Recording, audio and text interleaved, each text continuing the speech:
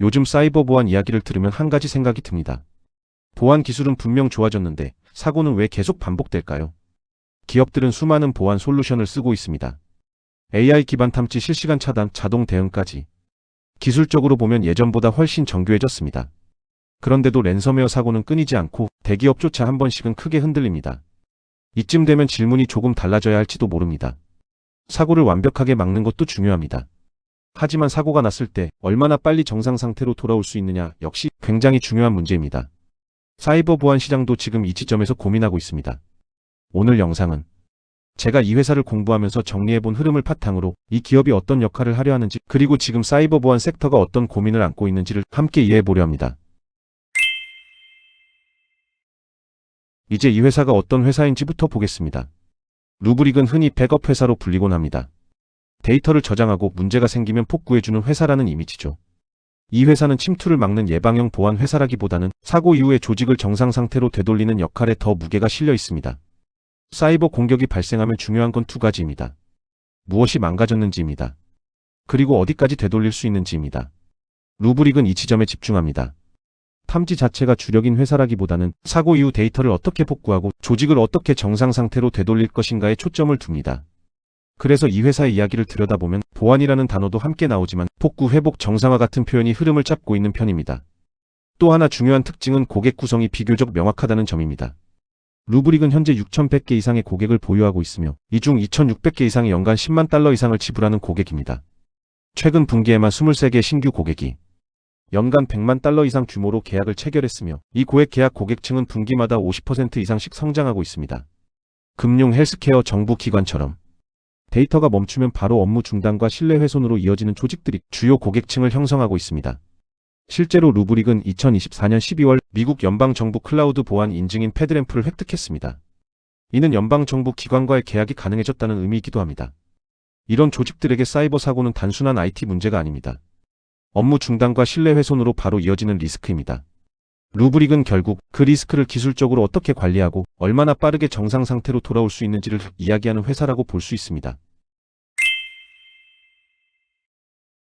이제 시선을 조금 넓혀서 사이버 보안 섹터 전체를 한번 보겠습니다. 사실 최근 몇 년 동안 사이버 보안은 거의 모든 기업의 필수 항목이 됐습니다. 보안을 안 한다는 선택지는 점점 줄어들었죠. 그런데도 주식시장에서 사이버 보안 종목들의 흐름은 꽤 오랫동안 답답한 구간이 이어졌습니다. 보안이 중요하지 않아서도 아니고 사고가 줄어서도 아닙니다. 오히려 사고는 계속 발생하고 있고 기업들은 보안에 더 많은 돈을 쓰고 있습니다. 문제는 구조입니다. 보안은 많은 기업에서 매출을 늘리는 투자라기보다는 리스크를 줄이기 위한 비용으로 먼저 인식됩니다. 그래서 예산을 짤 때마다 이런 질문이 따라옵니다. 도대체 얼마까지 해야 충분한가? 게다가 기술 변화 속도도 빠릅니다. AI 기반 탐지, 자동 대응, 클라우드 보안, 제로 트러스트까지. 솔루션은 계속 늘어나는데 기업 입장에서는 선택이 점점 더 어려워졌습니다. 이 과정에서 시장은 더 잘게 쪼개졌고 회사들이 하는 이야기들도 비슷해졌습니다. 더 잘 막아준다. 더 빨리 탐지한다. 더 많은 위협을 차단한다. 투자자 입장에서 문제는 여기서 생깁니다. 이 메시지들이 점점 서로 구분되지 않기 시작했다는 점입니다. 기술은 계속 진화하는데 주가와 밸류에이션은 그 속도를 따라가지 못하는 시간이 길어졌습니다. 여기에 또 하나의 현실적인 고민이 있습니다. 아무리 보안을 강화해도 사고를 완벽하게 막기는 어렵다는 점입니다. 이 사실이 점점 공유될수록 시장의 질문도 조금씩 달라지기 시작했습니다. 얼마나 잘 막느냐도 중요하지만 정말 사고가 났을 때 무엇을 해줄 수 있느냐. 바로 이 지점에서 루브릭 같은 회사의 이야기가 등장합니다. 보안 시장이 안고 있는 고민이 깊어질수록 예방만큼이나 사고 대응 능력이 점점 더 중요한 주제로 올라오고 있습니다. 그렇다면 이제 이 사이버 보안 섹터의 고민 속에서 루브릭은 어떤 자리에 서 있는 회사인지 보겠습니다. 이 회사의 관점은 비교적 단순합니다. 사고를 완벽하게 막겠다는 전제에서 출발하지 않습니다. 사이버 공격은 언젠가 발생할 수 있고 아무리 투자를 늘려도 그 가능성을 완전히 없애기는 어렵다는 인식에서 시작합니다. 그래서 루브릭이 던지는 질문은 조금 다릅니다. 사고가 났느냐보다 사고 이후에 조직이 얼마나 빨리 정상 상태로 돌아올 수 있느냐입니다. 이 관점은 보안을 하나의 기능으로 보는 시각과는 결이 조금 다릅니다. 루브릭은 보안을 운영 리스크를 관리하는 과정의 일부로 바라보는 쪽에 더 가깝습니다. 그래서 이 회사의 이야기를 따라가다 보면 탐지나 차단보다 복구, 회복, 정상화 같은 단어가 더 자주 등장합니다. 이 접근은 고객 구성에서도 드러납니다. 데이터가 멈추는 순간 바로 업무 중단과 신뢰 훼손으로 이어지는 조직들입니다. 이런 고객들에게 중요한 건 사고가 한 번도 안 나는 환경이 아니라 사고 이후에도 사업을 계속할 수 있는 구조입니다. 루브릭은 바로 이 현실적인 요구를 제품과 메시지의 중심에 두고 움직여온 회사라고 볼 수 있습니다. 물론 이 영역에서 루브릭만 있는 건 아닙니다. 전통적인 백업 회사들도 사이버 복구 기능을 강화하고 있고 대형 보안 기업들도 이 영역으로 확장을 시도하고 있습니다. 빔, 컴볼트, 코이시티 같은 경쟁사들도 비슷한 시장을 놓고 경쟁하고 있습니다. 다만 루브릭이 차별화를 시도하는 지점은 처음부터 클라우드 네이티브 환경을 전제로 설계했다는 점입니다. 온프레미스에서 출발한 기존 솔루션들과는 아키텍처 자체가 다르다는 이야기죠. 실제로 2025년 가트너 매직 쿼드런트에서 루브릭은 비전의 완성도 부문에서 가장 높은 평가를 받았고 빔은 실행력 부문에서 1위를 차지했습니다. 즉, 이 회사는 사이버 보안 시장에서 가장 강하게 막아준다는 이야기로 승부하기보다는 문제가 생겼을 때 어떻게 되돌릴 거냐를 전면에 둡니다. 지금 이 섹터가 안고 있는 고민을 다른 각도에서 정면으로 다루는 회사라고 정리할 수 있습니다. 이제 다음으로 볼 건 이런 접근을 시장은 어떻게 보고 있는지입니다. 이야기는 이해되는데 왜 주가에서는 쉽게 드러나지 않는지.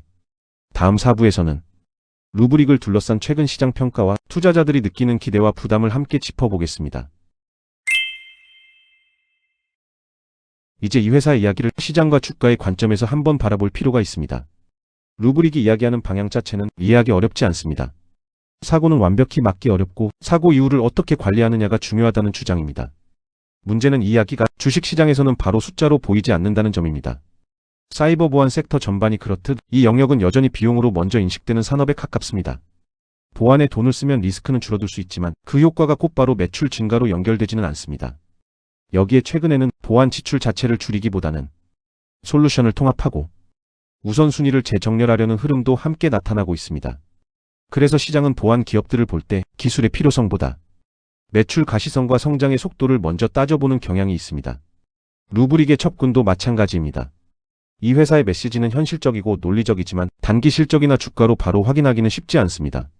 사고가 났을 때 진가가 드러나는 구조이기 때문입니다. 사고가 없으면 눈에 띄지 않고 사고가 터져야 중요성이 체감됩니다. 이런 구조는 주식시장이 선호하는 이야기와는 다소 거리가 있습니다. 빠른 성장, 눈에 보이는 확장, 명확한 수치 변화와는 결이 다르기 때문입니다. 루브릭은 2024년 4월 IPO를 통해 주당 $32에 상장했습니다. 첫날 $37로 마감하며 16% 상승했죠. 현재 주가는 $55 안팎에서 거래되고 있어 IPO 가격 대비로는 약 70% 이상 상승한 상태입니다.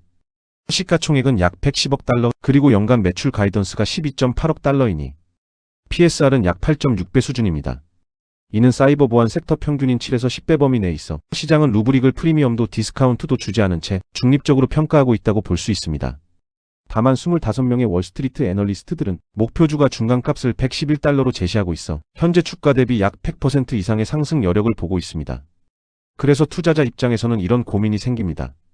이 회사의 방향은 이해되는데 왜 주가는 늘 답답해 보일까? 이건 루브릭만의 문제가 아니라 사이버 보안 섹터 전반이 안고 있는 구조적인 한계에 가깝습니다. 필요성은 모두가 인정하지만 그 가치가 언제 어떤 방식으로 드러날지는 쉽게 계산되지 않습니다. 여기서 변수가 될 수 있는 건 대형 사이버 사고가 연이어 발생하거나 규제가 강화되면서 복구 솔루션의 필요성이 부각되는 시나리오입니다. 결국 시장은 맞는 말 같긴 한데 아직은 기다려야 하는 이야기로 이 회사를 바라보고 있는 모습에 가깝습니다. 이제 마지막으로 볼 건 그럼에도 불구하고 왜 복원과 회복이라는 기술이 쉽지 않은 영역이고 왜 장기적으로는 차별화 포인트가 될 수 있는지입니다.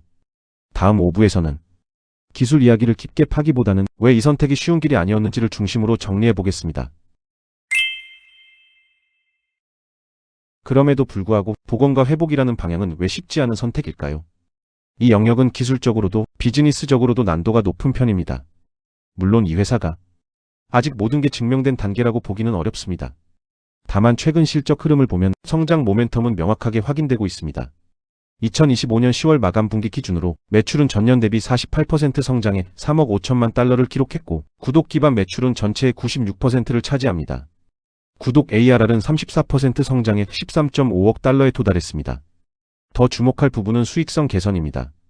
논갭 기준으로 주당 0.10달러의 흑자를 기록했는데 이는 1년 전 0.1달러 적자에서 완전히 반전된 수치입니다. 프리캐시플로우도 7,700만 달러를 창출하며 전년 동기 1,600만 달러에서 거의 5배 가까이 증가했습니다. 현금 측면에서도 2025년 10월 말 기준으로 현금 및 단기 투자 자산은 약 16억 달러를 보유하고 있어 단기적으로 사업을 이어가는데 유동성 압박을 받을 상황은 아닌 것으로 보입니다. 회계연도 전체 가이던스도 매출 12.8억 달러로 전년 대비 44% 성장을 제시하고 있습니다. 즉, 지금의 루브릭은 아직 증명해야 할 게 많지만 시간을 쓰면서 조금씩 숫자로 증명하고 있는 기업에 가깝다고 이해하는 게 맞아 보입니다. 기술적인 측면에서도 복원과 회복은 단순히 데이터를 저장하는 문제로 끝나지 않습니다. 사고가 발생했을 때 어느 시점에 데이터가 안전한지, 어디까지 복구해야 하는지, 그리고 어떤 순서로 시스템을 다시 올려야 하는지가 동시에 결정돼야 합니다. 잘못된 시점을 선택하면 문제를 해결하는 게 아니라 다시 반복할 수도 있습니다. 그래서 이 영역에서는 속도만큼이나 정확성과 신뢰성이 중요해집니다.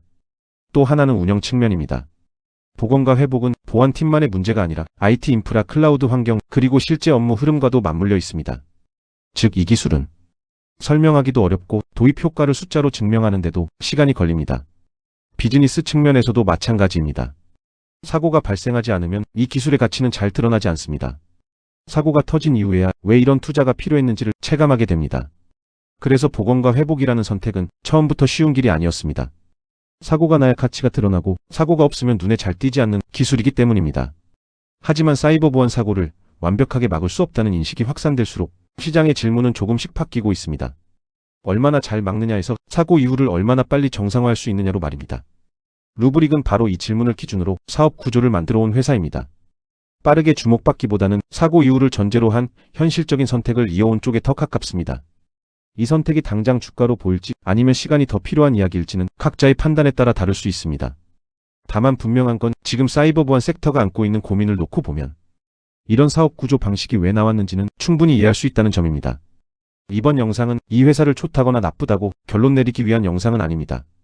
사이버 보안이라는 산업이 어떤 방향으로 고민하고 있는지, 그리고 그 안에서 루브릭이 어떤 선택을 해왔는지를 정리해보는 데 더 가까운 이야기였습니다. 이제 남는 질문은 하나입니다. 앞으로 시장은 막는 보안과 사고 이후를 전제로 한 보안 중 어디에 더 많은 가치를 두게 될까요? 그 변화의 속도를 지켜보는 것이 이 회사를 바라보는 핵심 포인트가 될 것 같습니다.